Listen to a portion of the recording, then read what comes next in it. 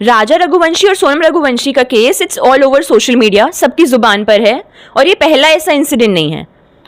Recently हर महीने छोड़िए हर हफ्ते कोई ना कोई ऐसा इंसिडेंट सुनने में आ रहा है। अतुल सुभाष वाला इंसिडेंट ले लीजिए, वो ब्लू ड्रम वाला इंसिडेंट ले लीजिए जिसमें वाइफ ने अपने हस्बैंड के टुकड़े करके ड्रम में भर दिए।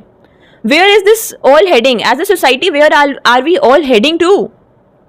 आई mean being someone from law background, I know कि आज की डेट में एक ऐसा लीगल फ्रेमवर्क है इंडिया में जहां पे विमेन की तरफ लॉ ज्यादा इंक्लाइंड है और इन सिचुएशंस में मेल्स के पास ज्यादा राइट्स नहीं होती हैं।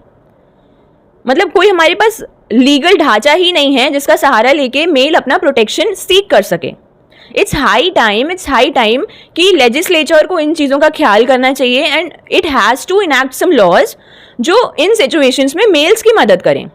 जब बैक देन 1950s 1960s में हमारे लॉज बने थे, कॉन्स्टिट्यूशन में 15(3) ले लीजिए जिसमें विमेन को फेवरिंग लॉज बन सकते हैं। स्पेसिफिक एक्ट्स ले लीजिए, protection of women from domestic violence act, sexual harassment at work place act and IPC के स्पेसिफिक सेक्शंस, रेप हो गए और क्रूएलिटी हो गई, ये सब विमेन के फेवर में है। क्या एक लड़के का रेप नहीं हो सकता है? क्या एक लड़के के अगेंस्ट क्रूएलिटी नहीं हो सकती है?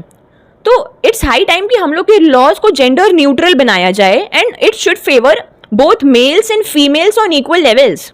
लॉ का काम है सबको जिसके साथ गलत हो रहा है उसको आसरा देना और जो गलत कर रहा है उसके अगेंस्ट में स्टेप उठाया जा सके, उसके लिए लोगों को जस्टिस प्रोवाइड करने का रास्ता देना। तो मेल्स जो हैं वो भी तो इंडिया के ही सिटीजन्स हैं ना, they should get this protection from law and that is all I wanted to say कि it's high time. Thank you and have a nice day.